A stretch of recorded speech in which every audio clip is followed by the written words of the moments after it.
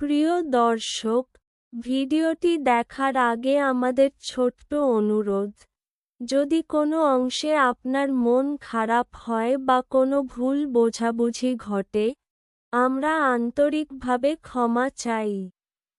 এই গল্পটি সম্পূর্ণ কল্পনার উপর ভিত্তি করে, কোনো ব্যক্তিগত ঘটনা বা কারো প্রতি আঘাত করার উদ্দেশ্য নেই। আপনার ভালোবাসা ও ধৈর্য আমাদের কাছে খুবই গুরুত্বপূর্ণ। ভিডিওটি উপভোগ করলে দয়া করে লাইক, কমেন্ট এবং শেয়ার করবেন। ধন্যবাদ আমাদের সাথে থাকার জন্য। তারপর সে দ্রুত দৌড়ে পালালো। যদিও লিং হাং তার দ্বিতীয় ভাইয়ের কথায় কিছুটা বিভ্রান্ত হয়েছিল, তার মনেও চুপচাপ স্বস্তি জন্মে। সে যখন দাঁড়ালো এবং ধুলো ঝেড়ে ফেলল, তখন দেখল কিছু শক্তিশালী লোক তাকে ঘেরাও করছে। পিটানো চাকরাটি ক্রুদ্ধ চোখে তাকালো। তুমি কি সেই লোকটিকে চেনো? লিং হাং কাঁপতে কাঁপতে মাথা নাড়ল। হ্যাঁ, তিনি আমার ছোট ভাই। আমি তার বড় ভাই। চাকরাটির চোখে রাগের আগুন জ্বলল। ভালো, তাহলে তোমরা একসাথে আছো। হুয়াং লিং গ্রামে আমাদের হোম উঠানে দুষ্টুমি করার সাহস কিভাবে পেলেছ? ভাবছ আমরা সহজে উপেক্ষা করা যায়? ভাইয়েরা, আসো তাদের শিক্ষা দিই। কথা শেষ হওয়ার আগেই, শক্ত, প্রশস্ত কাঁধের কয়েকজন লোক হাত তুলে ঝুড়ির মতো ঘুষি মারা শুরু করল। তোমরা কি ভুল করছো? আমাকে মারাই বন্ধ করো। দয়া করে ক্ষমা করো। লিং হাং মাটিতে কুঁচকে বসল, মাথা ঢেকে রাখল, যখন ঘুষিগুলো ঝড়ের মতো উপরে নামছিল। এটা একটি ভুল বোঝাবুঝি। আমি শুধু মা জিনকে খুঁজতে এসেছিলাম। দয়া করে মারাও বন্ধ করো। যুবক চাকরাটি নতুন ছিল। ভুল বোঝাবুঝি। আমাদের এখানে কারো নাম ওয়ানা নয়। মারাও, চালিয়ে যাও। ভালোভাবে মারো। লিং হাং ব্যথায় চিৎকার করতে করতে ভিতরে লি মিংকে মনে মনে অভিশাপ পাঠাচ্ছিল, তার ক্ষতি কামনা করছিল। এদিকে, লি মিং ইতিমধ্যেই আরেকটি রাস্তায় চলে গিয়েছিল। সে একটি বড় জেনারেল স্টোর দেখল, যেখানে বাইরে বড় বড় অক্ষরে মানি লেখা। স্পষ্টতই, এটি ঝু রাজবংশের ব্যবসা। পরিবারে টাকা থাকা উচিত ভেবে সে দোকানের মধ্যে প্রবেশ করল কিছু জিনিস কিনতে। প্রবেশ করার সাথে সাথে সে এক পরিচিত কণ্ঠস্বর শুনল। বসো, এই দোকানটা অনেক বড় এবং সব কিছু আছে। আমরা সবকিছু এখানে কেনার কথা ভাবছি। বাড়িতে গেলে, আমরা ষাঁড়ের গাড়িতে যাই এবং ওই দুজন ধীর গতির লোকদের হেঁটে যেতে দিই। আমি ক্লান্ত। লি মিং ঘুরে দেখল মা জিন এবং ঝিইউ লোহার হাঁড়ি বাছাই করছে। কোণে, উফ, কি ছোট পৃথিবী! ঝু রাজবংশের সাধারণ দোকানে, মা জিন এবং ঝিইউ লোহার হাঁড়ি বাছাই করতে ব্যস্ত ছিল, লি মিংয়ের আগমন লক্ষ্য করছিল না। বৃদ্ধ দম্পতি হাঁড়িগুলোর সামনে দাঁড়িয়ে দীর্ঘক্ষণ ফিসফিস করল এবং অবশেষে দাম জিজ্ঞেস করার সিদ্ধান্ত নিল। ঝিইউ, মৃদু ভদ্র হাসি দিয়ে, একটি হাঁড়ির দিকে ইঙ্গিত করে সতর্কভাবে জিজ্ঞেস করল, দয়া করে বলুন, এই হাড়ির দাম কত? দোকানের সহকারী তাদের দিকে তাকালো, তাদের ছিঁড়ে যাওয়া পোশাক লক্ষ্য করে, এবং সঙ্গে সঙ্গে ঠান্ডা হয়ে গেল। সে অবহেলাভরে উত্তর দিল, লোহার হাড়ির দাম 240 কয়েন। যদি কিনতে না চাও, হাত দিও না। ভেঙে দিলে, তুমি দিতে পারবে না। কত? 240 কয়েন? তুমি কি ডাকাতি করছো? এটা তো অত্যধিক দাম। দাম শুনে মা জিন চিৎকার করে উঠল। 240 কয়েন দিয়ে প্রায় 30 পাউন্ড আটা কেনা যায়। এই দাম অত্যধিক। ঝিউ ভয়ে কাঁপতে লাগল। তার প্রায় 10 বছরের পুরনো লোহার হাড়ির দাম মাত্র 80 কয়েন ছিল। সে বিশ্বাস করতে পারছিল না হাড়িটা এত দামি। তুমি কেন চিৎকার করছো? গ্রাহককে আতঙ্কিত করছো? ব্যবসা হারাতে পারো। দোকানের সহকারী অবারিতভাবে পালকের ঝাড়ু কাউন্টারের উপর ফেলে দিল, এবং অ্যাবাকাসের মণিগুলো শোরগোল করে লাফ দিল। দাম বেশি মনে হয়? তাহলে তাড়াতাড়ি চলে যাও।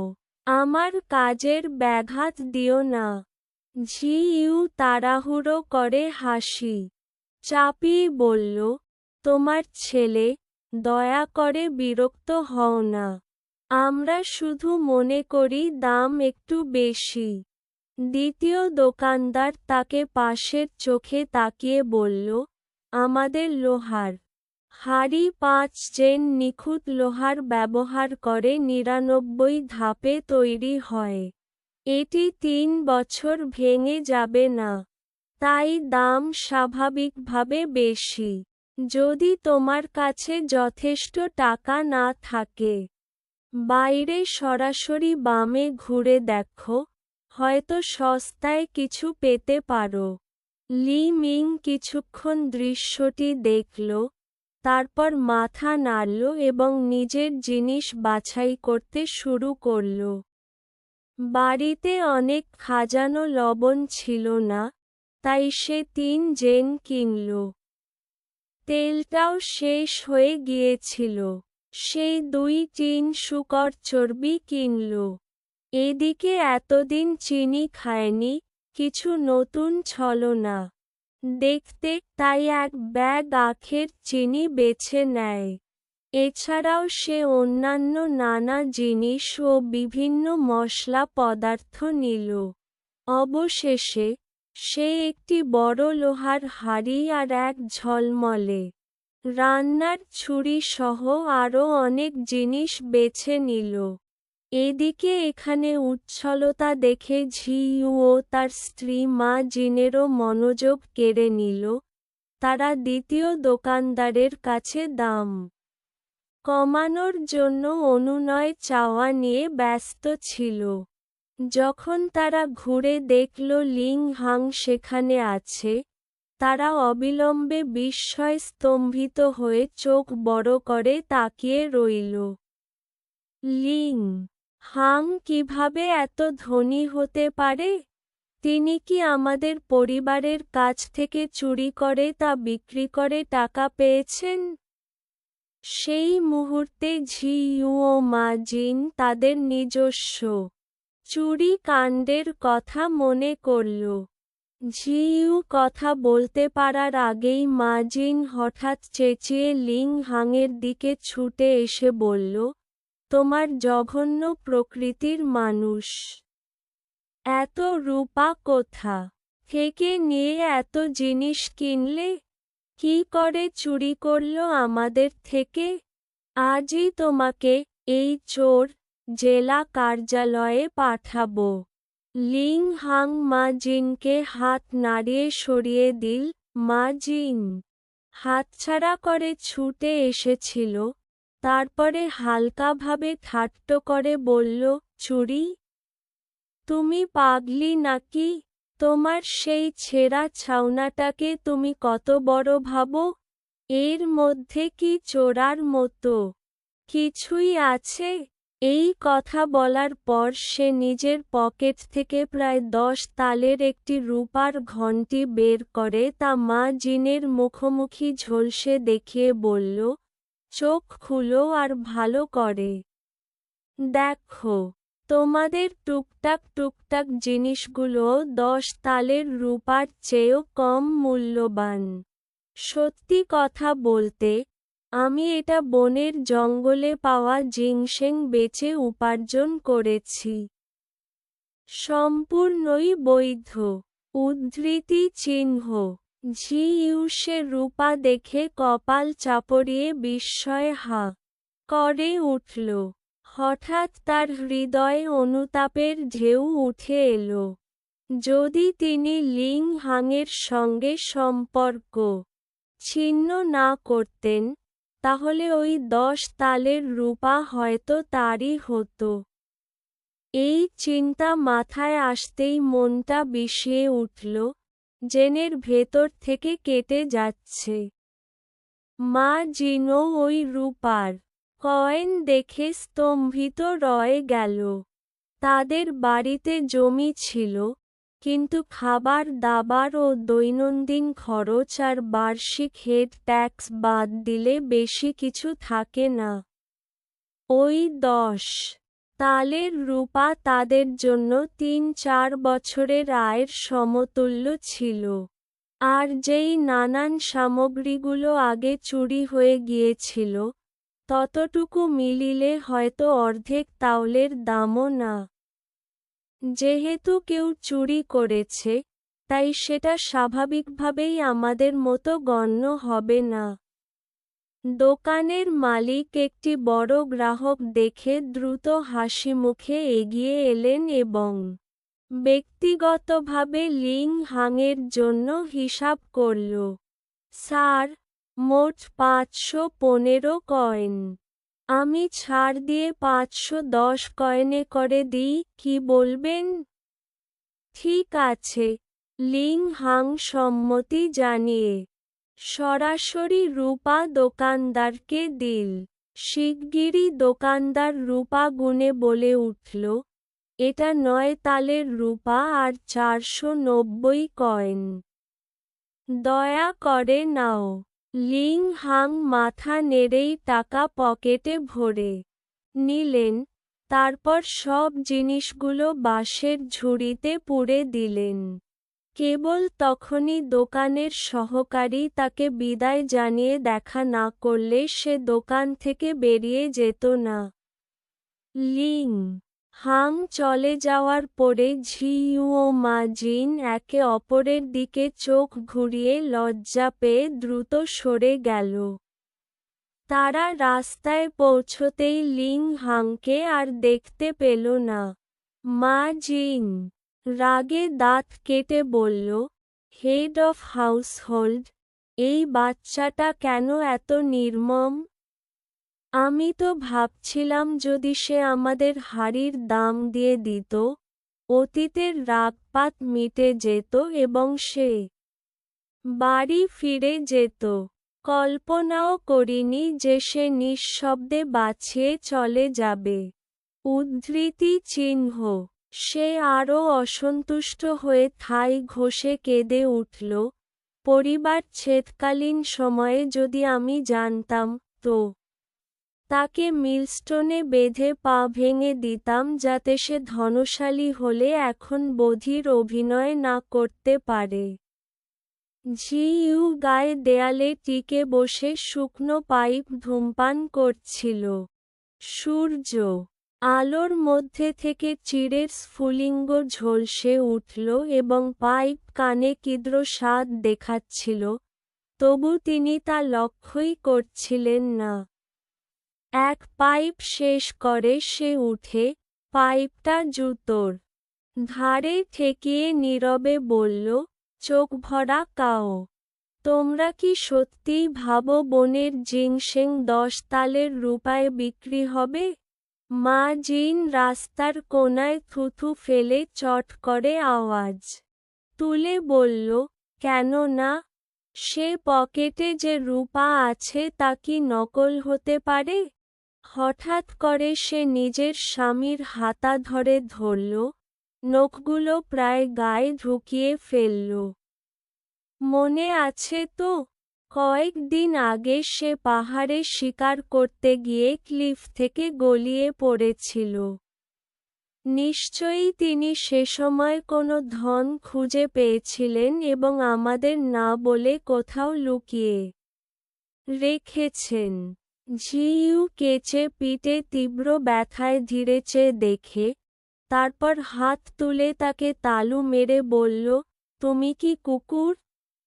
যদি রক্ত টেনে এনে বিক্রি করা যায়?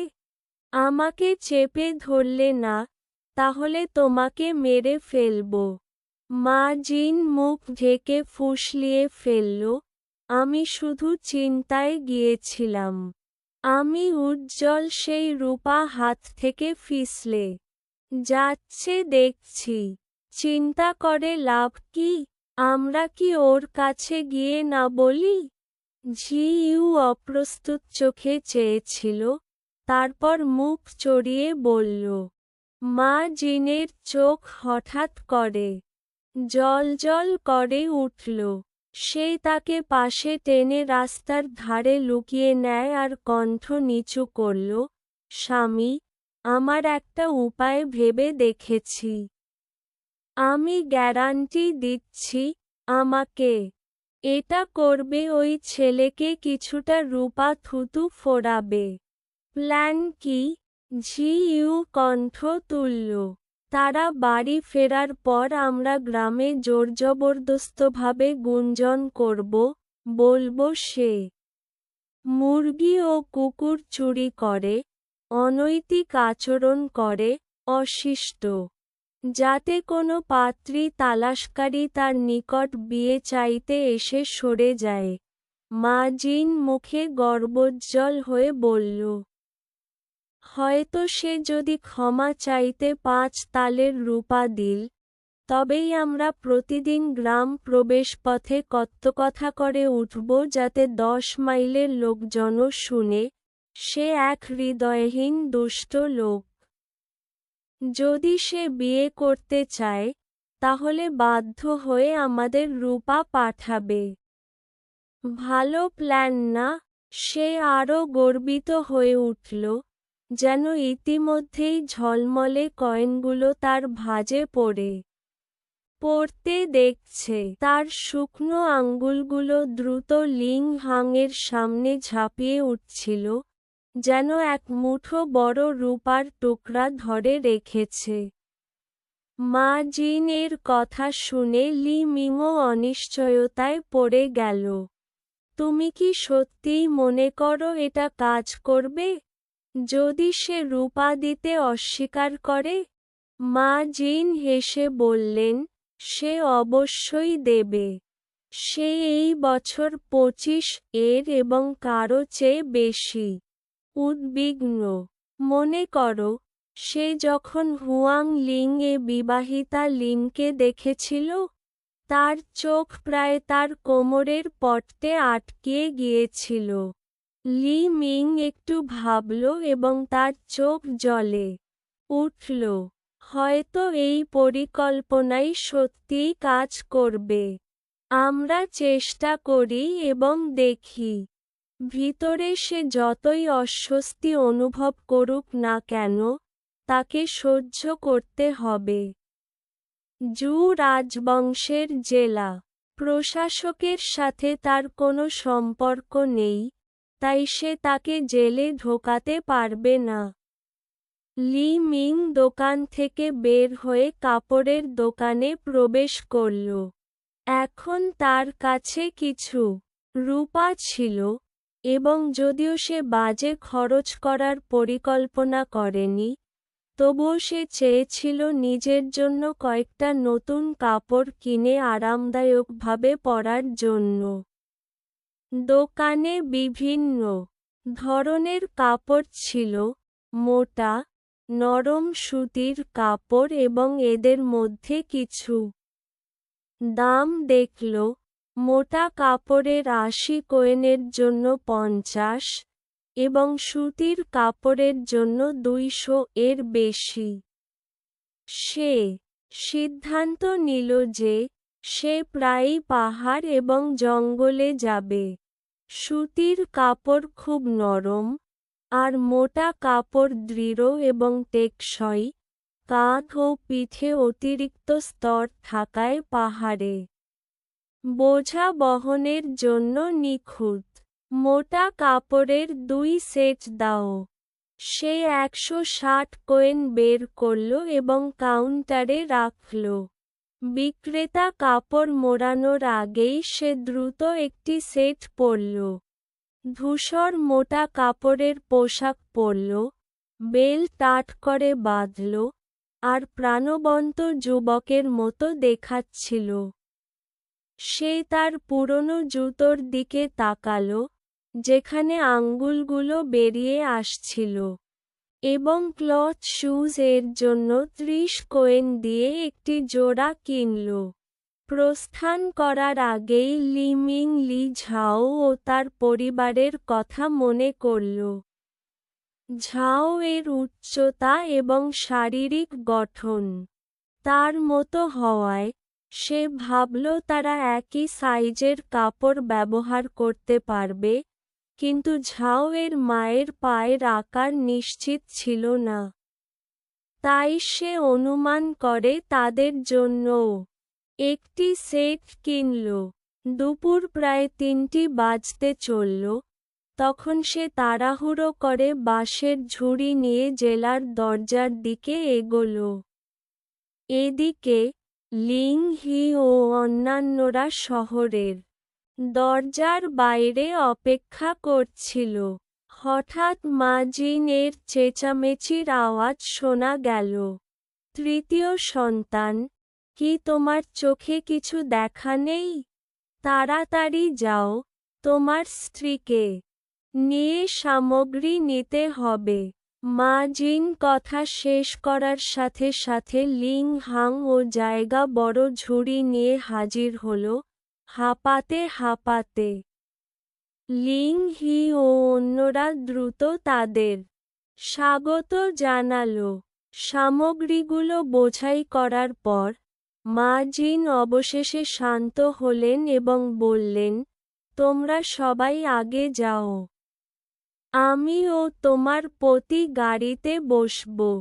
আমরা খুব ক্লান্ত।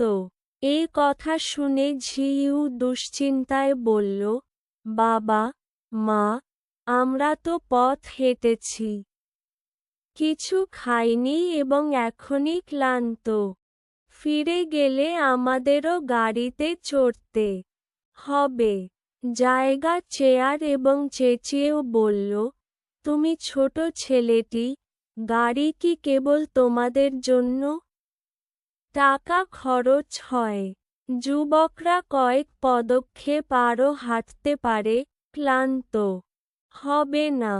লিং হি রেগে তার স্ত্রী ও কন্যাকে গাড়িতে টেনে নিল, আমি আর হাঁটছি না। তুমি চাইলে যাও। তুমি চাইলে যেতে পারো। জায়গা চেঁচিয়ে উঠতে যাচ্ছিল, কিন্তু লিং হাং থামাল। ভুলে যাও। সবাই ক্লান্ত, একসাথে বসি। জায়গা অনিচ্ছায় রাজি হল, কিন্তু মনে অস্বস্তি অনুভব করছিল। এক ইঁধন মোমের মতো। সময় পর লি মিং অবশেষে পৌঁছল।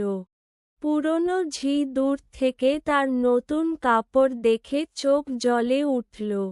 লি মিং, তুমি কি এই নতুন কাপড় আর জুতো কিনেছ?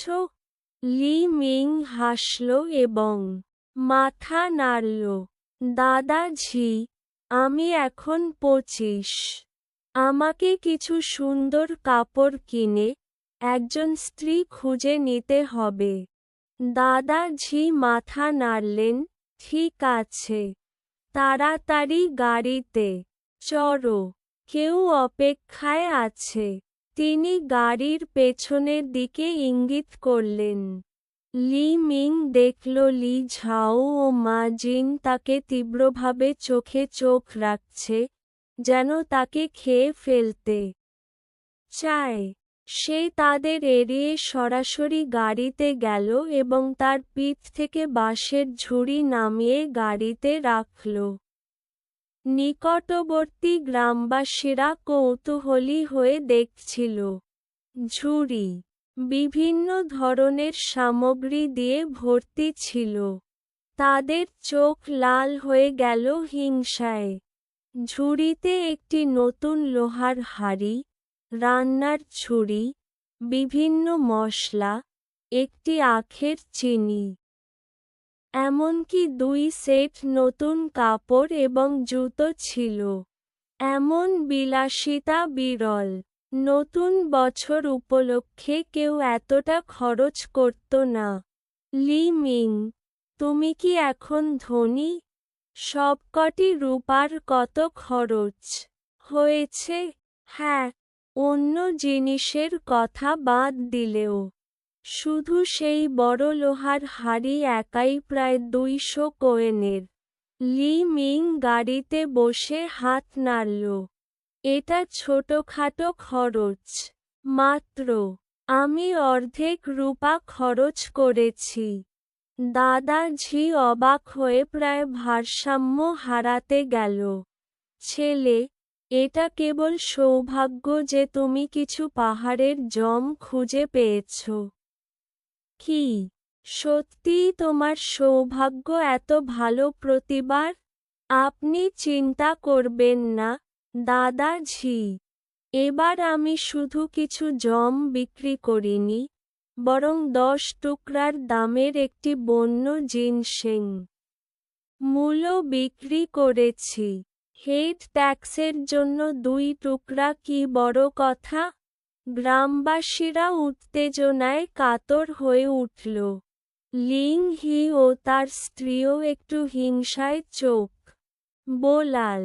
এটা কি সত্যি? এই মরশুমে কি জম পাওয়া যায়? আর সেই বন্য জিনসেং কত বড়? জম পূর্ব পর্বতের পাহাড় থেকে কাটা। বন্য জিনসেং মূল ওষুধের জন্য যথেষ্ট ভালো, দেখতেও সুন্দর, তাই দামটা ঠিকমতো। লি মিং ভাবল, তার ভবিষ্যৎ জীবনে জীবন খারাপ হবে না। তাকে কিছু রূপা প্রকাশ্যে দেখানো দরকার ছিল। 10 টুকরার রূপা ঠিক যথেষ্ট। দাদা ঝি একটু অবাক হয়ে জিজ্ঞেস করলেন, তুমি কি সত্যিই বলছ? তুমি আমাকে ঠকাচ্ছ না? আমি কি মিথ্যা বলবো? যদি হেড ট্যাক্সের জন্য যথেষ্ট সংরক্ষণ না করতাম, তবে এভাবে খরচ করার সাহসই করতাম না। দাদা ঝি ভাবল এবং শান্ত হল। তারপর সে ঘোড়াকে চড়াল এবং হুয়াং লিং গ্রামের দিকে এগোল। পিছনের দিকে গাড়িতে লি ঝাও ও মা জিন মুখ গম্ভীর হয়ে বসেছিল, যেন তাদের চোখ থেকে পানি ঝরে পড়বে। এই ছেলে সত্যিই গোপন কথা বলে ফেলল। তারা মূলত রূপা লুকিয়ে রাখতে চেয়েছিল, কিন্তু এখন গল্পটি প্রতিবেশীদের কাছে পৌঁছে যাবে। লি মিং যদি কোনো সমস্যায় পড়ে, তাদের খ্যাতি নষ্ট হবে। প্রায় আধ ঘন্টা পরে, গাড়ি হুয়াং লিং গ্রামের প্রবেশপথে পৌঁছল। গ্রামবাসীরা ভাড়া প্রদান করে ছড়িয়ে পড়ল। লি মিং 5টি কোয়েন বের করল, কিন্তু দাদা ঝি তা গ্রহণ করলেন না। তোমার জম বড় ও মোটা, এটি যথেষ্ট। ফেরার পথে দেওয়া যথেষ্ট। লি মিং বিরোধ করতে পারল না, তাই সে কোয়েনগুলি রেখে দিল এবং 2টি বড় মাংসের বান তার ঝুড়ি থেকে বের করে দাদা ঝিকে দিল। দাদা ঝি, এই 2টি বান আমার উপহার। দয়া করে গ্রহণ করুন। যদি না নেন, মনে হবে আমি আপনাকে হেয় করি। আচ্ছা, তাহলে আমি মুখ মোটা করেই গ্রহণ করব, বললেন বুড়ো আবেগে আপ্লুত হয়ে। পাশেই দাঁড়িয়ে ছিল লি মিং। সাদা ফুলের মতো নরম বানগুলো দেখে তার জিভে জল এসে গেল। যখন লি ঝাও আর বুড়ো কথা বলছিলেন, তখন লি মিং গোপনে একটু একটু করে কাছে এগিয়ে এসে হাত বাড়িয়ে একটি বান ধরতে গেল। কিন্তু লি ঝাও বজ্রের মতো তৎপর হয়ে তার কবজি শক্ত করে ধরে ফেললেন, তাকে একপাশে ঝাঁকিয়ে ফেললেন, আর সে মাটিতে পড়ে গিয়ে হাউমাউ করে কাঁদতে লাগল। লি ঝাও ঠান্ডা স্বরে বললেন, তুমি এত ছোট হয়েও ঠিকভাবে কিছু শিখছ না। তুমি কি জানো এটা চুরি? মা জিন ভয়ে চিৎকার করে উঠলেন, ও ঝি ইউ তোমার ভাগ্নে। তুমি কি মানুষ আছো? না। তুমি যদি আমার নাতিকে আঘাত করো, তবে তোমাকে রূপা দিয়ে ক্ষতিপূরণ দিতে হবে। দাদা ঝি ও কপালে ভাঁজ ফেলে সায় দিলেন, অন্তত 8 তোলা রূপা ক্ষতিপূরণ দিতে হবে। না হলে এই ব্যাপার শেষ হবে না। চি আন্টিও লি ঝাও এর দিকে রাগে তাকিয়ে বললেন, দ্বিতীয় ভাই, যাই হোক না কেন, তুমি শিশুদের উপর রাগ ঝাড়তে পারো না। যদি মন খারাপ হয়, তবে আমার উপর ঝাড়ো। লিহি আর মাও বললেন, দ্বিতীয় ভাই, এটা তোমার দোষ। পরিবারের এই অবান্তর আচরণ দেখে লি ঝাও রাগে হেসে উঠলেন। তোমরা কেউ বাচ্চাদের শাসন করো না, আর এখন উল্টে আমাকে দোষ দিচ্ছ? মা জিন রাগে বললেন, কেউ তোমাকে দোষ দিচ্ছে না। তুমি বাচ্চাকে আঘাত করেছ, ক্ষতিপূরণ দেওয়াই তো সঠিক। এটা বাজে কথা। বুড়ো আর সহ্য করতে না পেরে গাড়ির কাঠে তার পাইপটা জোরে ঠুকলেন। আওয়াজে হঠাৎ গরুটি লেজ ঝাঁকিয়ে তীব্রভাবে নড়েচড়ে উঠল। এত ছোট বয়সে ঝিউ চুরি করছে, আর তোমরা বড়রা তাকে শাসন করছ না, বরং অন্যকে দোষারোপ করছ।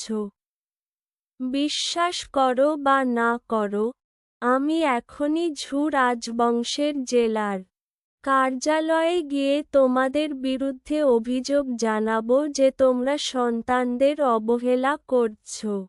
লি পরিবারের সবাই আতঙ্কিত হয়ে উঠল। তারা একেবারে ভুলে গিয়েছিল এই বুড়ো মানুষটাকে। যদি সত্যিই তিনি অভিযোগ করে দেন, তবে মা জিন এর ছেলের এই বছরের সাম্রাজ্যিক পরীক্ষা একেবারেই নষ্ট হয়ে যাবে। সবাই একে অপরের দিকে চিন্তিত চোখে তাকালো এবং তাড়াহুড়ো করে তাদের মালপত্র গুটিয়ে বাড়ির পথে রওনা দিল। তারা মাত্র 2 পা হেঁটেছে, হঠাৎ বুড়ো এর চাবুক পায়ের কাছে সশব্দে ছিটকে পড়ল। অন্যের গাড়িতে বিনা পয়সায় চড়তে চাইছ? লি মিং এর বাবা কষ্টের হাসি হেসে 16টি মুদ্রা বের করে হাতে দিলেন। দেখো আমি কেমন ভুলে গেছি। আরও 2টা মুদ্রা দাও। বুড়ো পাশের চোখে তাকিয়ে বললেন। কেন? আপত্তি তুললেন মা জিন। বুড়ো পাইপ দিয়ে দেখিয়ে দিলেন, কারণ তোমাদের মালপত্রও তো অনেক। কিন্তু লি ঝাও ও জিনিস এনেছে, তার ভাড়ার টাকা কেন দিচ্ছ না? আমি চাই তাকে বিনা পয়সায় চড়াতে, আর আমি চাই তার জন্য অতিরিক্ত খরচ করতে। এতে তোমাদের বলার কি আছে? তিনি চাবুকটা ছুঁড়ে মারতেই গরুটি হুঙ্কার দিয়ে এগিয়ে গেল। এতে মা জিন ভয়ে পেছনে সরে গিয়ে রাস্তার পাশে থাকা গোবরের স্তূপে বসে পড়লেন। বুড়ো উকে বিদায় জানিয়ে লি ঝাও বাঁশের ঝুড়ি কাঁধে নিয়ে ফিরে এল হুয়াং লিং গ্রামের লু আরজা র বাড়িতে, যেখানে সে থাকছিল। বাড়িটা ছিল ঠান্ডা আর নির্জন, কোনো উষ্ণতা বা আগুনের আলো নেই। তাই রান্না করার ইচ্ছে আর রইল না। সে ঠিক করল আর্গো র বাড়ি গিয়ে খাবে। সে তার গোপন ভাণ্ডার থেকে কিছু শূকরের মাংস বের করল, প্রায় 1.5 কেজির মতো 3 জিন কেটে নিল। সঙ্গে নিল 2টা জাম আর 10টা মাংসের বান। লি ঝাও যাওয়ার আগে নিজের পকেটে লেগো আর তার পরিবারের জন্য কেনা নতুন মোটা কাপড়ের 2 সেটও গুজে নিল। লেগো র বাড়ির দরজা পুরোপুরি খোলা ছিল, আর লি ঝাও ভেতরে ঢুকে পড়ল। এর্গো কি ঘরে আছে? আহা! লি ঝাও এসেছে। এর্গো র মা খুশিতে ঘর থেকে বেরিয়ে এলেন। লি ঝাওকে নতুন পোশাকে দেখে তিনি অবাক হয়ে মুখ হা করে তাকিয়ে রইলেন। আরে, লি ঝাও, তুমি কি নতুন পোশাক কিনেছ? লি ঝাও মুচকি হেসে মাথা নাড়ল। আজ শহরে গিয়েছিলাম কিছু পাহাড়ি জিনিস বিক্রি করতে। কিছু টাকা হলো, তাই তোমাদের জন্য কয়েকটা জিনিস এনেছি। খালা, এগুলো নাও। সে হাতে থাকা জিনিসগুলো এগিয়ে দিল। এর্গো র মা দ্রুত হাত বাড়িয়ে সেগুলো নিলেন। ভেতরে কি আছে দেখে তিনি বিস্ময়ে হতবাক হয়ে গেলেন। 5 মশলার শূকরের মাংস, বান আর জাম। হায় আল্লাহ! লি ঝাও, তুমি কত উদার! লি ঝাও হেসে আবার পকেট থেকে 2 সেট নতুন মোটা কাপড় বের করল। খালা, এগুলোও আছে। কাপড় দেখে এর্গো র মায়ের মুখ উত্তেজনায় লাল হয়ে উঠল। লি ঝাও, এই 2 সেটও কি আমাদের জন্য? লি ঝাও মাথা নাড়ল আর খানিকটা লজ্জা পেয়ে তার দিকে তাকাল। এভাবেই কিনে ফেললাম। মনে হচ্ছে এর্গো র মাপ হবে। তবে তোমার জন্য ঠিক হবে কিনা নিশ্চিত নই। না না, এটা চলবে না। এর্গো র মা দ্রুত হাত নেড়ে দৃঢ়ভাবে বললেন, লি ঝাও, তুমি আগেই এর্গোকে বাঁচিয়েছিলে, আবার আমাকে সেই অলৌকিক ওষুধও দিয়েছিলে। এখন যদি তোমার আরও জিনিস নেই, তবে আমি কেমন মানুষ হব? তুমি যখন যাবে, সব কিছু সঙ্গে ফিরিয়ে নিতে হবে।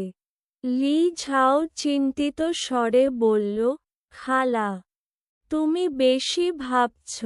এর্গো আমার ভাই। তাকে বাঁচানো আমার কর্তব্য। তাছাড়া, আমি কেবল ঘটনাচক্রে ওষুধই পেয়েছিলাম, তাই তোমার অসুখ সারাতে পেরেছি। এটা নিছক ভাগ্য ছিল। হয়তো সেই অলৌকিক ওষুধ আসলে সাধারণ জামই ছিল। তুমি একে বেশি গুরুত্ব দিও না। আর মাংসের ব্যাপারে বলি, আমি রান্নায় ভালো নই, নষ্ট হয়ে যেত। আমি শুধু ভেবেছিলাম ঝটপট একটা রান্না খেতে পারব। খালা, তুমি নিশ্চয়ই আমার জন্য রান্না করতে আপত্তি করবে না? না না, অবশ্যই নয়। এর্গো র মা দ্রুত অস্বীকার করলেন। ভালো হলো, বলল লি ঝাও, তারপর দ্রুত প্রসঙ্গ পাল্টাল। এর্গো কোথায়, কি করছে? আহ, বলো না। তিনি দীর্ঘশ্বাস ফেললেন। আমাদের হুয়াং লিং গ্রামের কুয়া আজ দুপুরে শুকিয়ে গেছে। তাই এর্গো পাশের সুনজা গ্রামে পানি আনতে গেছে। এখনই ফেরার সময় হওয়ার কথা। এসো, দাঁড়িয়ে না থেকে ভেতরে বসে কথা বলি। এই বলে তিনি আগ্রহভরে লি ঝাও এর হাত ধরে ভেতরে নিয়ে গেলেন। ভেতরে ঢুকতেই লি ঝাও উদ্বিগ্নভাবে জিজ্ঞেস করল, সত্যি কি গ্রামের কুয়া শুকিয়ে গেছে? অবশ্যই, এর্গো র মা মাথা নাড়লেন, মুখে গভীর দুশ্চিন্তার ছাপ। আমি নিজেই দুপুরে গিয়ে দেখেছি। গ্রামের অনেক মানুষই পানি পায়নি। গত বছর থেকে এক ফোঁটা বৃষ্টি পড়েনি। যদি এভাবে চলতে থাকে, তবে মাঠের গম খরায় মরে যাবে। এরপর তিনি কথার সুর নরম করে বললেন, সাম্প্রতিককালে এর্গো পাহাড় থেকে কিছু বুনো চা পাতা এনেছিল। ভেবেছিলাম তুমি হয়তো স্বাদ নিতে চাইবে। এই কথা বলেই তিনি একটি ভাঙা মোটা সিরামিকের বাটি বের করলেন, মুঠো ভরে বুনো চা পাতা তাতে দিলেন, তারপর তার উপর গরম পানি ঢাললেন। সঙ্গে সঙ্গে এক তাজা চায়ের সুবাস ঘর ভরে গেল। গ্রামের খরার চিন্তা থাকলেও সেই সুবাসে লি ঝাও হেসে বলল, খালা, এই বুনো চা সত্যিই খুব ভালো স্বাদ। ভালো, এটা খাওয়া বা পান করার জিনিস নয় যে আমাদের কৃষকদের সাহায্য করবে। এত দ্বিধা করো না, নিজেই চেষ্টা করে দেখো, বললেন তিনি। লি ঝাও বাটি তুলে নিল। এক চুমুক খেল, আর দেখল চায়ের ঘন স্বাদ মুখজুড়ে ছড়িয়ে পড়ল, যা তার আগের জীবনে খাওয়া উৎকৃষ্ট চাগুলোর থেকেও অনেক বেশি অসাধারণ। ঠিক তখনই দরজার বাইরে থেকে লি এর ডগের দ্বিতীয় কুকুর লি, জোরে, খিটখিটে স্বর ভেসে এল। লি ঝাও আর দ্বিতীয় কুকুরের মা তাড়াহুড়ো করে দরজার দিকে গেলেন। তারা দেখলেন লি এর ডগ দুটো খালি পানির বালতি হাতে নিয়ে বিরক্ত মুখে ভেতরে ঢুকছে। এর ডগ, তুমি তো পানি আনতে গিয়েছিলে, খালি হাতে কেন ফিরে এলে? অবাক হয়ে জিজ্ঞেস করল লি ঝাও। লি এর ডগ লি ঝাওকে দেখে সঙ্গে সঙ্গে হেসে উঠল। চুয়ান দাদা, তুমি কবে এলে? আচ্ছা, শুনেছি গ্রামের সবাই বলছে তুমি একটা বুনো জিনসেং বিক্রি করে 10 তোলা রূপা পেয়েছ। কে এই গুজব ছড়াল? লি ঝাও ভ্রু কুঁচকাল। এখন তো পুরো গ্রামে ছড়িয়ে গেছে। আচ্ছা চুয়ান দাদা, আমরা গতকাল পাহাড়ে গিয়েছিলাম, কিন্তু কোনো বুনো জিনসেং পাইনি যা বিক্রি করা যায়। লি ঝাও সহজভাবে জবাব দিল, ওটা অনেক আগের কথা। এখনো বিক্রি করার সুযোগ হয়নি। আর তুমি, খালি বালতি নিয়ে ফিরছ কেন? এ কথা শুনে লি এর ডগ হঠাৎ প্রচণ্ড রেগে উঠল। জিজ্ঞেস করো না, আমাদের 10 জনেরও বেশি গ্রামবাসী গিয়েছিলাম সুনজা গ্রামে পানি আনতে। কিন্তু তারা আমাদের থামিয়ে দিল। বলল, পানি চাইলে প্রতি বালতিতে 5টি মুদ্রা দিতে হবে। স্পষ্টই ডাকাতি করছে। প্রতি বালতিতে 5 মুদ্রা। ওই সুনজা গ্রামের লোকগুলো সত্যিই লোভী। দ্বিতীয় কুকুরের মা রেগে পা ঠুকলেন। কি অন্যায়? লি এরডগ বলল, কোনো উপায় ছিল না। তাই খালি হাতে ফিরে আসতে হলো। গ্রামের প্রধান চাচা আর কয়েকজন প্রবীণ গিয়েছেন সুনজা গ্রামের সঙ্গে আলোচনায়। যদি সমাধান না হয়, তবে আমাদের বালির বাইরের এইচট্রি গ্রামে যেতে হবে পানি আনতে। লি ঝাওর ভেতর ভারী চিন্তা জমল। হুয়াং লিং গ্রামের অধিকাংশ মানুষই তো তার প্রতি ভালো ছিল। এখন তারা এমন সমস্যায় পড়েছে, সে কি শুধু বসে বসে দেখতে পারে? কিন্তু গ্রামপ্রধান চাচা এখনই আলোচনায় গেছেন, তাই তাদের শুধু অপেক্ষা করা ছাড়া উপায় নেই। দেখতে হবে কি হয়, তারপর পরিকল্পনা করতে হবে। দ্বিতীয় কুকুরের মা তার ছেলেকে লি ঝাও এর সঙ্গে কথা বলতে রেখে রান্নাঘরে চলে গেলেন শূকরের মাংস, জাম আর বান নিয়ে। অর্ধেক ঘণ্টা পর রান্নাঘর থেকে ভেসে এল মাংসের তীব্র গন্ধ। লি এরডগ তখনই ক্ষুধায় ছটফট করছিল, হাত ঘষছিল আর ঘরের ভেতর হাঁটাহাঁটি করছিল। যদি লি ঝাও সেখানে না থাকত, তবে সে হয়তো অনেক আগেই রান্নাঘরে ঢুকে খাবারের জন্য বসে পড়ত। আকাশ ধীরে ধীরে অন্ধকার হয়ে এল, দূরের পাহাড়গুলো অস্তগামী সূর্যের রঙে গাঢ় লাল হয়ে উঠল, আর হুয়াং লিং গ্রাম ঢেকে গেল এক ধরনের অন্ধকার ও দুঃখের ছায়ায়। খাবার রেডি হয়েছে, এসো খেতে, রান্নাঘর থেকে ডাক দিলেন দ্বিতীয় কুকুরের মা। লি ঝাও এর নির্দেশের অপেক্ষা না করে লি এরডগ তাড়াতাড়ি ছুটে বাইরে গেল। অল্প পরেই সে ফিরে এল হাতে নিয়ে দুইটা সাধারণ মাটির বাটি। এক বাটিতে ছিল নরম করে রান্না করা ঝোল মাংস, চর্বি আর চামড়া মেশানো মাংস অ্যাম্বার রঙের ঝোলের মধ্যে চকচক করছিল, দেখে কারো জিভে জল আসার মতো। অন্য বাটিতে ছিল ভাজা জাম, পাতলা করে কাটা, তেলের ঝকঝকে ঝিলিক এখনো টগবগ করছে।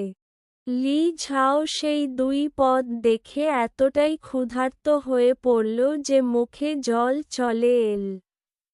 সে তাড়াতাড়ি সাহায্য করে মাংসের বান ঘরে নিয়ে এল।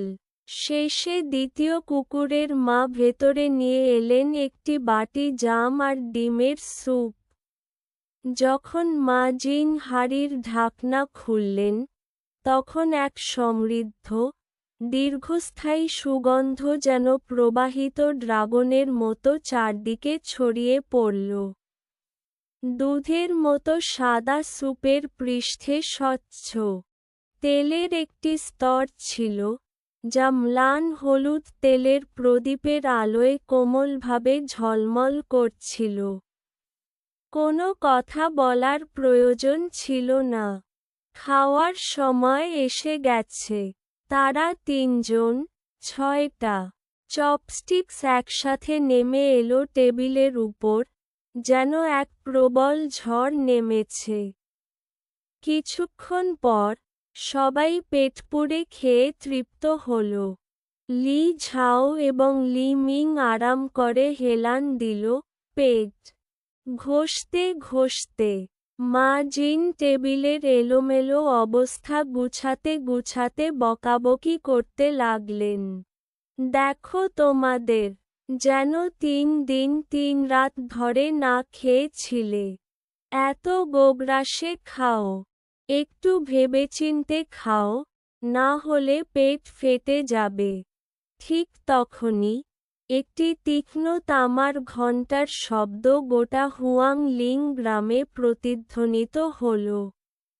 লি মিং হঠাৎ চেয়ার থেকে লাফিয়ে উঠল, মুখে গম্ভীর অভিব্যক্তি। এটা গ্রামের ঘণ্টা বাজছে। নিশ্চয়ই কোনো বড় ঘটনা ঘটেছে।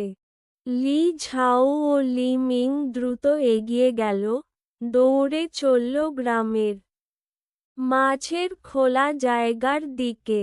হুয়াং লিং গ্রামের অন্য লোকেরাও সেখানে ছুটছিল। সবার মুখে গাম্ভীর্য, একে অপরকে দেখে মাথা নাড়ছিল, কিন্তু প্রত্যেকেই নিজের চিন্তায় ডুবে ছিল। খোলা জায়গায় কয়েকটি মশাল জ্বলছিল উজ্জ্বলভাবে। লি ঝাও আর অন্যরা পৌঁছানোর আগেই জায়গাটা মানুষের ভিড়ে ঠাসা হয়ে গেছে। গ্রামের প্রধান ও কিছু সম্মানিত প্রবীণ সামনে দাঁড়িয়েছিলেন, সবার মুখে গম্ভীরতা ও নীরবতা, যা গ্রামের মানুষদের আরও বেশি উৎকণ্ঠিত করে তুলল। শীঘ্রই বেশিরভাগ গ্রামবাসী জড়ো হলে গ্রামের প্রধান গলা খাকারি দিয়ে জোরে বললেন, সবাই চুপ করো। এটা শুনে সঙ্গে সঙ্গে সবাই নীরব হল, আর গ্রামের প্রধানের দিকে আশা ভরা চোখে তাকালো। আমি বিশ্বাস করি, তোমরা সবাই ইতিমধ্যেই জানো। হ্যাঁ, আমাদের গ্রামের একমাত্র পানির কূপ শুকিয়ে গেছে।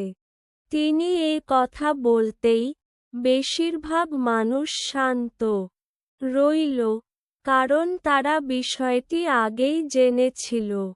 কিন্তু কিছু লোক, যারা প্রথমবার খবরটি শুনল, তারা হঠাৎ ভয়ে আতঙ্কিত হয়ে পড়ল। কোনো পানি নেই, এখন আমরা কি করব? একদিন খাবার না থাকলেও হয়তো মারা যাব না, কিন্তু একদিন পানি ছাড়া থাকলে সত্যিই শক্তি ফুরিয়ে যাবে। হায় ঈশ্বর! এ যেন আকাশ আমাদের বাঁচার পথ কেটে দিচ্ছে। আমাদের ঘরে তো আর কোনো খাবারও বাকি নেই। আমরা কেবল বুনো শাকপাতায় পেট ভরাই।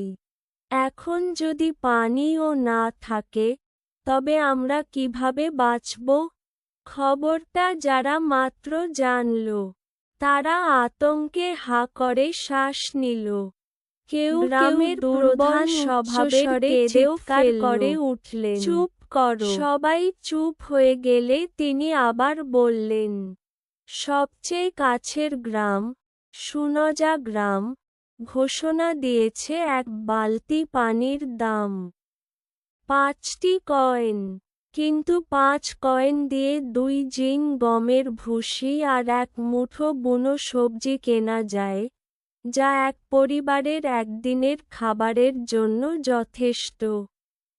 যদি আমরা সুনজা গ্রামের এই দাবি মেনে নেই, তবে সেটা আমাদের বাঁচার খাবার হাওয়ায় উড়িয়ে দেওয়ার মতো।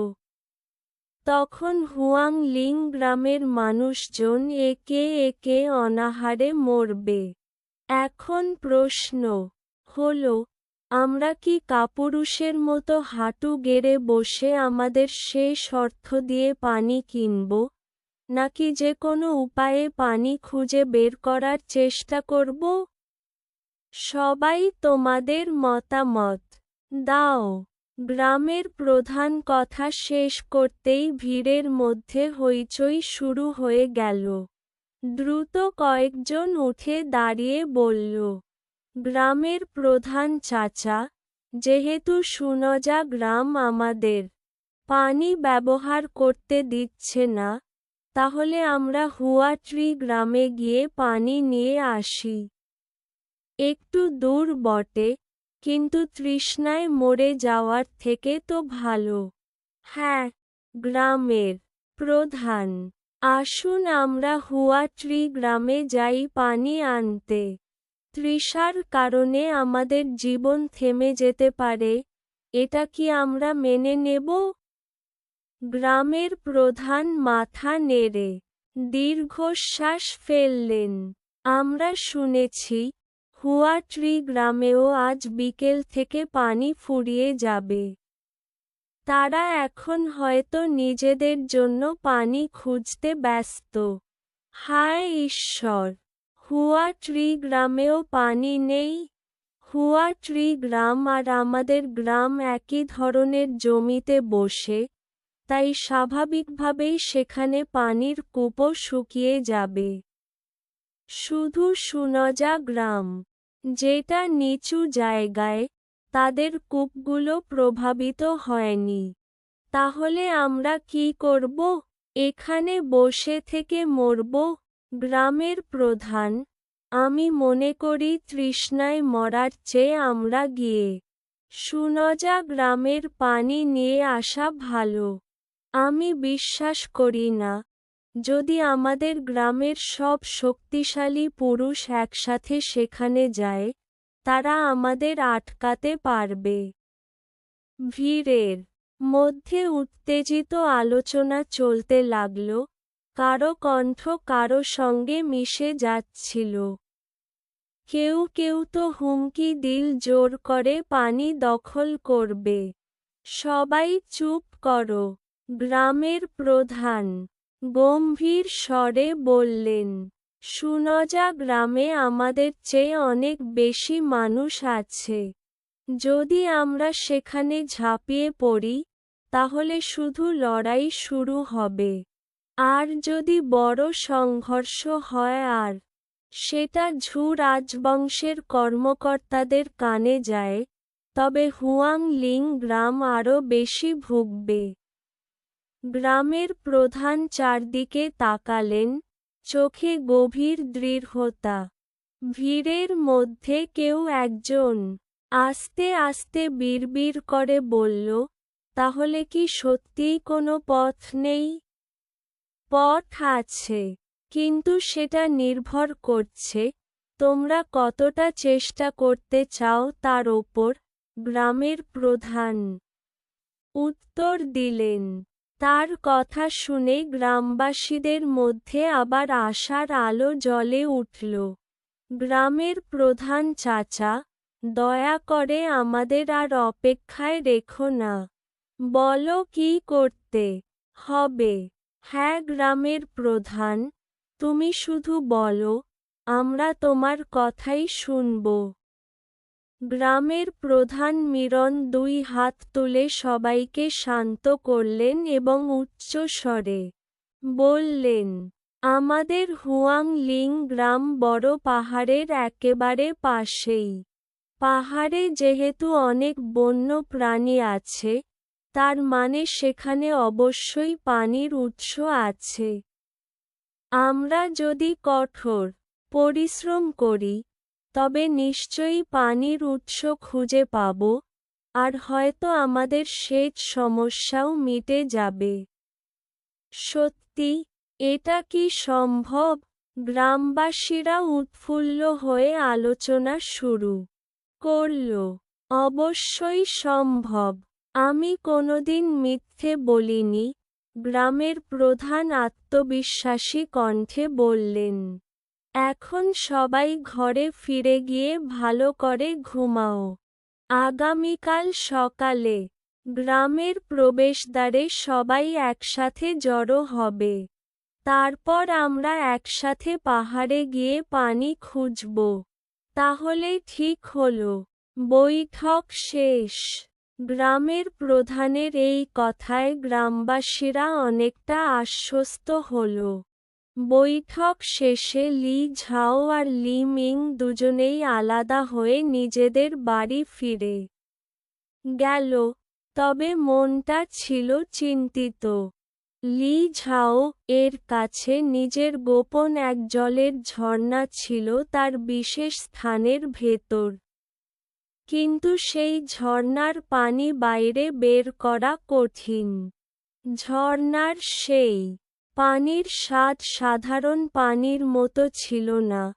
এতে এমন এক বৈশিষ্ট্য ছিল, যা ধীরে ধীরে শরীরকে শক্তিশালী করে তুলতে পারত।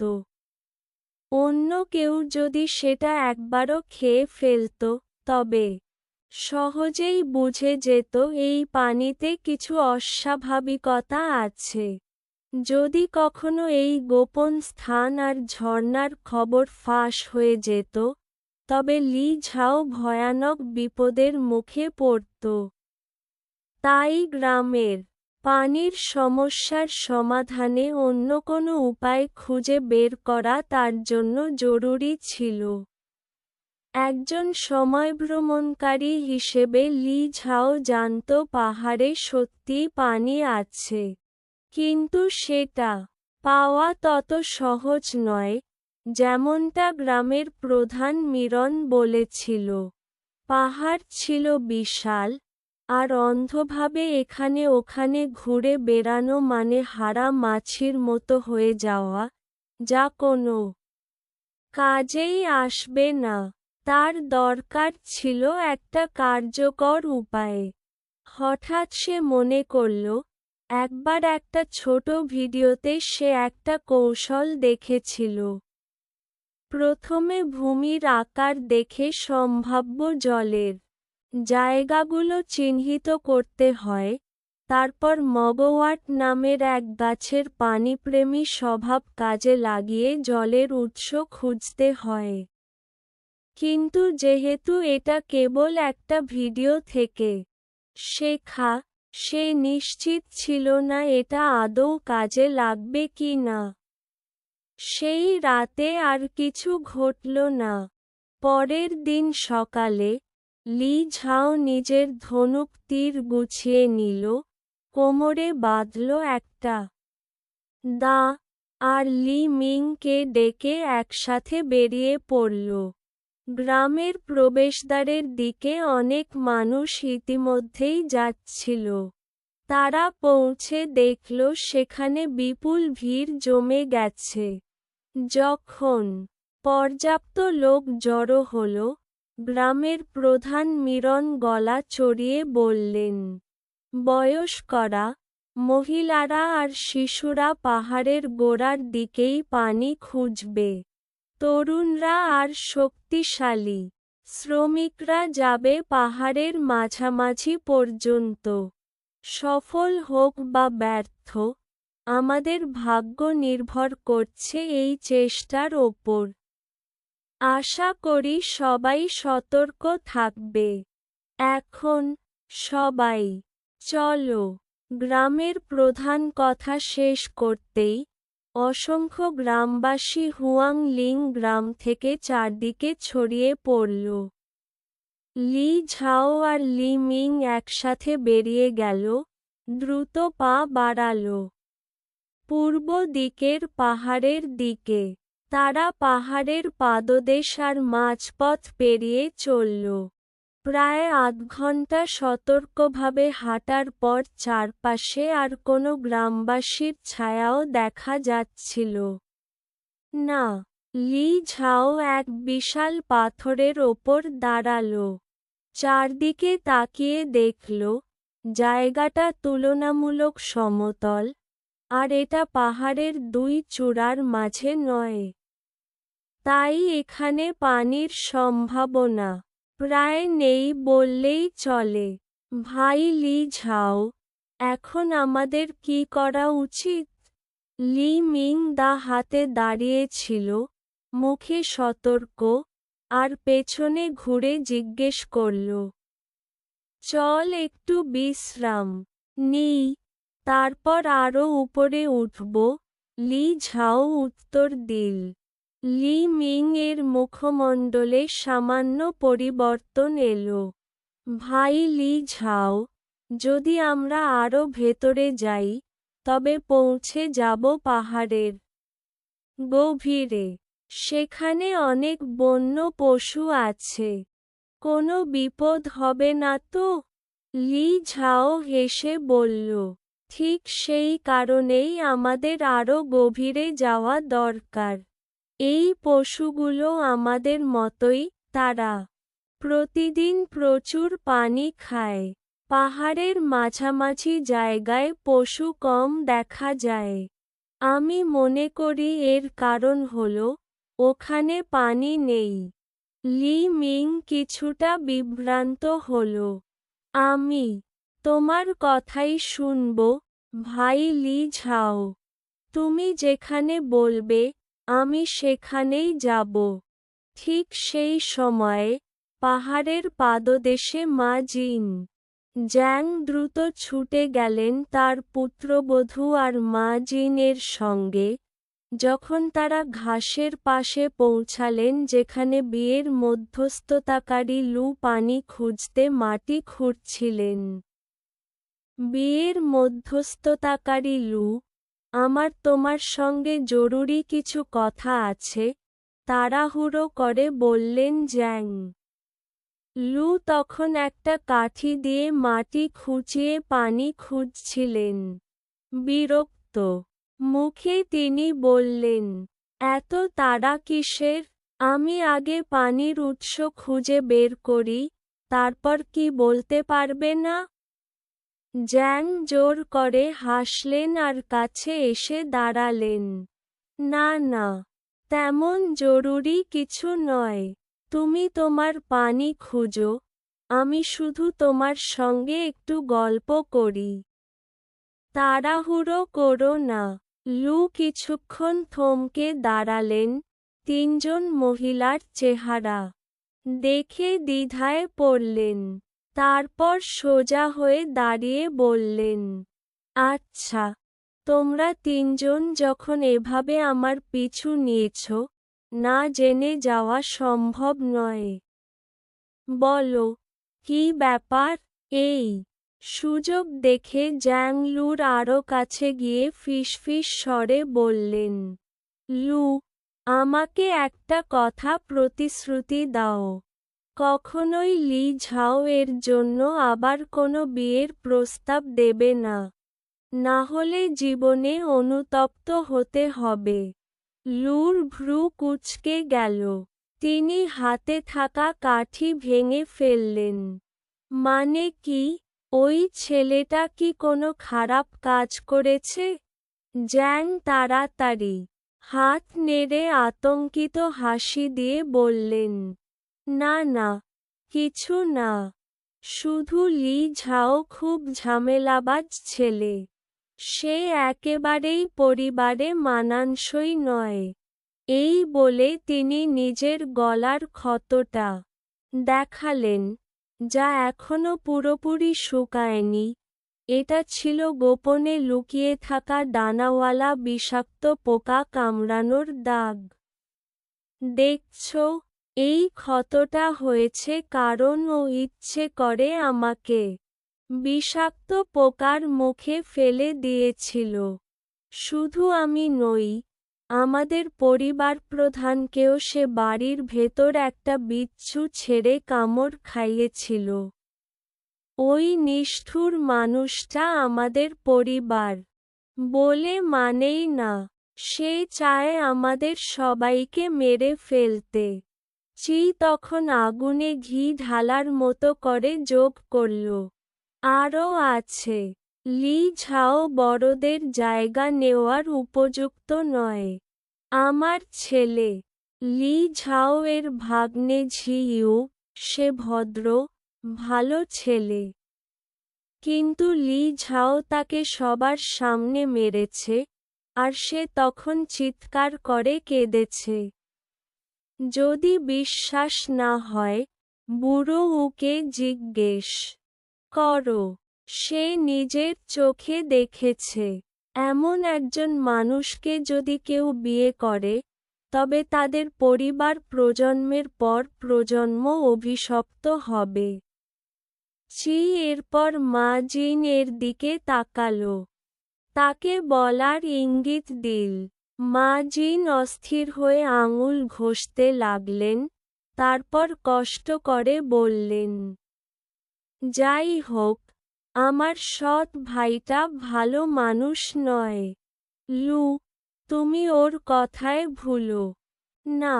অবশেষে বিয়ের মধ্যস্থতাকারী লু বুঝতে পারলেন, এই তিনজন মহিলা আসলে লি ঝাও সম্পর্কে নালিশ করতে এসেছেন। গ্রামের ভেতরে যে গুজব ছড়িয়েছে, লি ঝাও পাহাড়ে এক পুরনো জিন সেনগ খুঁজে পেয়েছিল আর সেটা বিক্রি করে 10 তোলা রূপো পেয়েছিল। সেসব ভেবে তিনি অনেক কিছু বুঝে গেলেন। তিনি শান্তভাবে জিজ্ঞেস করলেন, তাহলে তোমাদের মানে কি? জ্যাং দ্রুত উত্তর দিলেন, লু, ভেবে দেখো। লি ঝাও এত নিষ্ঠুর যে নিজের ভাগ্নে আর বাবা মাকেও ছাড়ে না। যদি কোনো মেয়ে তাকে বিয়ে করে, তবে সে হয়তো অগ্নিকুণ্ডে পড়বে, আর তুমি যেহেতু বিয়ের মধ্যস্থতাকারী, তুমিও বিপদে পড়তে পারো। তুমি কি এটা মনে করো না? লু ভ্রু তুললেন আর হঠাৎ হেসে উঠলেন। তাহলে তোমরা লি ঝাও এর বিরুদ্ধে ষড়যন্ত্র করছো, তাই না? জ্যাং তাড়াহুড়ো করে অস্বীকার করলেন। না না না, আমরা তো শুধু গল্প করছি। খারাপ কিছু বোঝাতে চাইনি। লু হাসিমুখে হাত নেড়ে বললেন, কোনো অসুবিধা নেই। কিন্তু জ্যাং, তুমি ভুল জায়গায় এসেছ। তার হাসি মিলিয়ে গিয়ে মুখে কটাক্ষ ফুটে উঠল। তুমি যে কথাগুলো বললে, সেগুলো যদি অন্য গ্রামে বলতে, তারা হয়তো বিশ্বাস করত। কিন্তু হুয়াং লিং গ্রামে সবাই জানে কে কেমন। তোমাদের পরিবার ষড়যন্ত্রে ভরা, সবসময় লি ঝাওকে দোষ দিয়ে তার রক্ত শুষে খাও। অবশেষে তোমরা ওর সঙ্গে সম্পর্ক ছিন্ন করলে, কিন্তু এখনো গোপনে ওর নামে বদনাম ছড়াও। তুমি কি হিংসে করছো, কারণ সে 10 তোলা রূপো পেয়েছে? শুনে রাখো, স্বপ্ন দেখা ছেড়ে দাও। আমি একবার পানি খুঁজে পেলে, আমি লি ঝাও এর জন্য বউ খুঁজে দেব, সুন্দরী, ভালো চরিত্রের, সৎ মেয়ে। লু রাগে ভাঙা ডাল মাটিতে গেঁথে দিয়ে উচ্চস্বরে বললেন, লি ঝাও একজন ভালো মানুষ।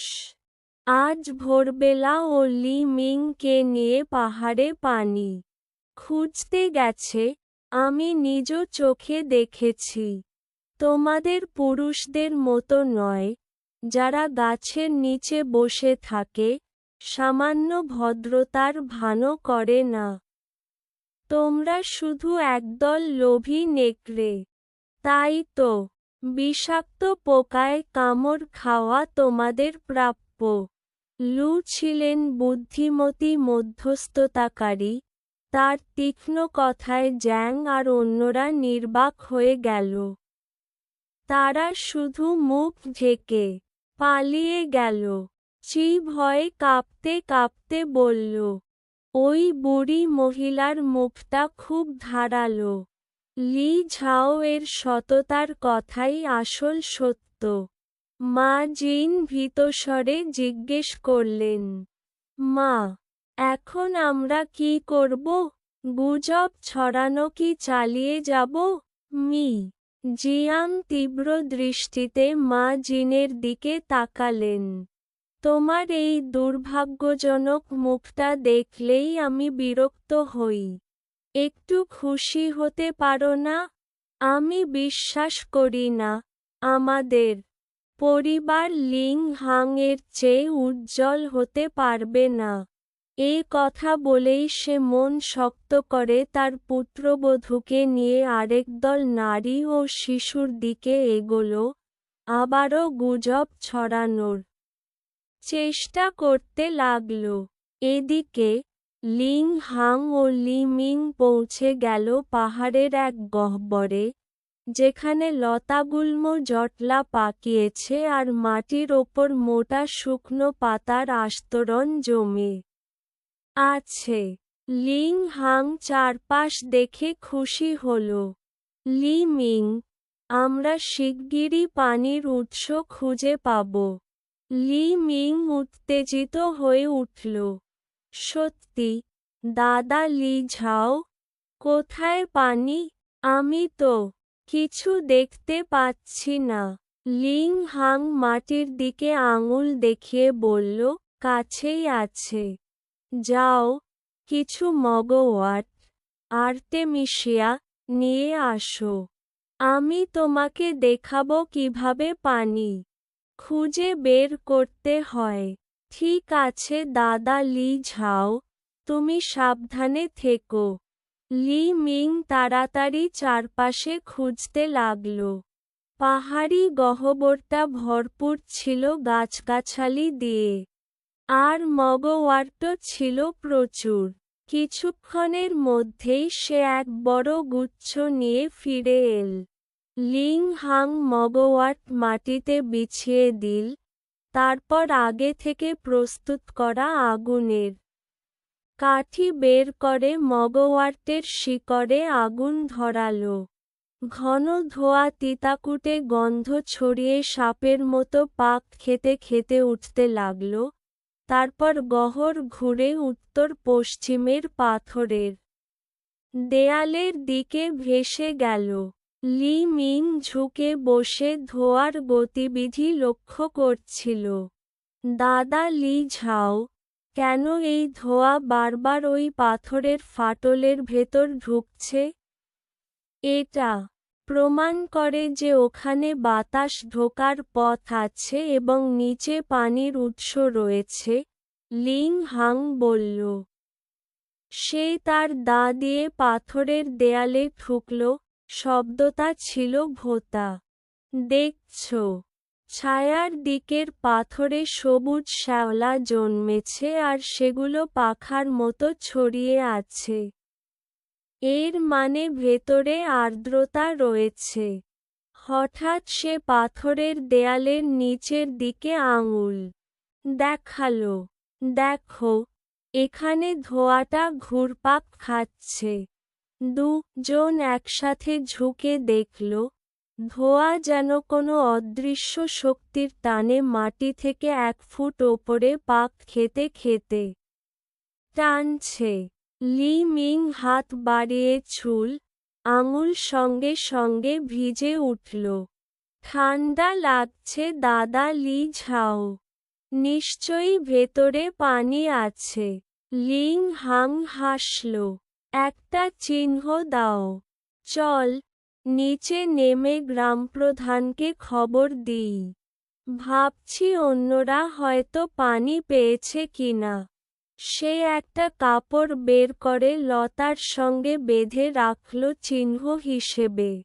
তারপর সে আর লি মিং একসাথে কাটা ঝোপ কেটে পথ পরিষ্কার করতে করতে নিচে নামতে লাগল। হুয়াং লিং গ্রামের প্রবেশমুখে গ্রামপ্রধান আর কয়েকজন প্রবীণ উদ্বিগ্নভাবে পায়চারি করছিলেন। যেসব গ্রামবাসী ফিরছিল, তাদের খবর শুনে সবার মন আরও টানটান হয়ে উঠছিল। হঠাৎ শুন লি আর শুন শান, আগের মতোই একগুঁয়ে, হাতা গুটিয়ে চিৎকার করে উঠল, গ্রামপ্রধান, আমার মনে হয় আমাদের উচিত সরাসরি যন্ত্রপাতি নিয়ে সুনজা গ্রামে গিয়ে পানি আনা। পানির উৎস খুঁজে পাওয়া মোটেও সহজ নয়। গ্রামপ্রধান এক দীর্ঘশ্বাস ফেললেন। আরও একটু অপেক্ষা করা যাক। কথা শেষ হওয়ার আগেই পাহাড়ি পথ থেকে আনন্দধ্বনি ভেসে এল। গ্রামপ্রধান, লিং হাং দাদা পানির উৎস খুঁজে পেয়েছেন। সবাই তাকিয়ে দেখল, লিং হাং আর লি মিং কাদায় ভিজে, মুখভরা হাসি নিয়ে হেঁটে আসছে। দাদা ঝি উচ্ছ্বাসে লাল হয়ে উঠলেন, তার দেহ সামান্য কেঁপে উঠল।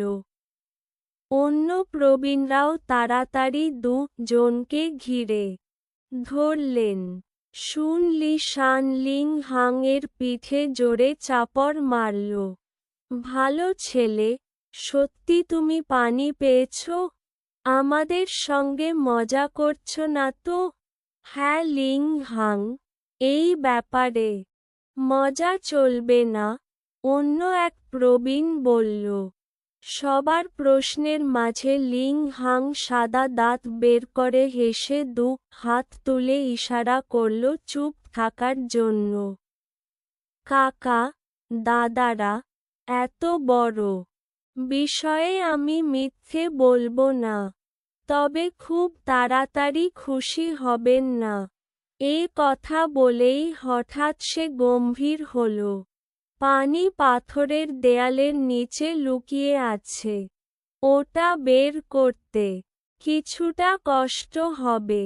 দাদাঝি বড় হাত নেড়ে বললেন, তার জামার আস্তিন বাতাসে উড়ল। যতক্ষণ আমরা পানি পেয়েছি, এই কষ্ট কিছুই নয়। গ্রামের সব পুরুষ একসাথে কাজ করবে। লোহার কুড়াল ভেঙে গেলেও আমরা পানি তুলব। সবাই উপরে সূর্যের দিকে তাকালো। তখনও আকাশের মাঝামাঝি, দিন অনেক বাকি। তারা সঙ্গে সঙ্গে রাজি হয়ে গেল। লিং হাংকে অনুসরণ করে পাহাড়ে উঠে নিজেরা দেখে আসবে। দাদাঝি 10 জনের বেশি তরুণ শক্তিশালী যুবককে জড়ো করলেন। বিভিন্ন সরঞ্জাম নিয়ে তারা এক বিশাল দলবদ্ধ মিছিলের মতো রওনা দিল। পাহাড়ের পাদদেশে লি মিং এর মা জিন অন্যান্য গ্রামের মহিলাদের নিয়ে পানির খোঁজ করছিলেন। দূর থেকে তিনি দেখলেন এক বড় দল এগিয়ে আসছে, আর সামনে রয়েছে তার ছেলে লি মিং। মিং, তোমরা কোথায় যাচ্ছ? লি মিং আনন্দে চিৎকার করে জবাব দিল, মা। লিং হাং দাদা পানির উৎস খুঁজে পেয়েছেন। আমরা দাদাঝি আর অন্যদের নিয়ে যাচ্ছি পানি তোলার চেষ্টা করতে। সত্যি? মা জিন বিস্ময়ে বলে উঠলেন। অন্য গ্রাম্য মহিলারাও উৎফুল্ল দৃষ্টিতে তাকালেন। অবশ্যই সত্যি। আমি আগে গিয়ে পথ দেখাই। পাহাড় থেকে নামার সময় আমরা আরও কথা বলবো। এ কথা বলেই লি মিং দৌড়ে সামনে গিয়ে দলের সঙ্গে মিশে গেল। এই খবর ছড়িয়ে পড়ল হুয়াং লিং গ্রামে দাবানলের মতো, আর সবাই আনন্দে ভরে উঠল। অবশ্য লি ঝাও এর পরিবার ছিল ব্যতিক্রম। সেই মুহূর্তে তারা এক বড় গাছের নিচে গোপনে জড়ো হয়েছিল। লিং হাংকে কিভাবে কলঙ্কিত করবে আর তার কাছ থেকে রৌপ্য কেড়ে নেবে, সেই ষড়যন্ত্রে লিপ্ত ছিল। ঠিক তখনই ঝিউ, যে তথ্য সংগ্রহ করতে গিয়েছিল, দৌড়ে ফিরে এল। মুখে আতঙ্ক, কণ্ঠ কাঁপছে।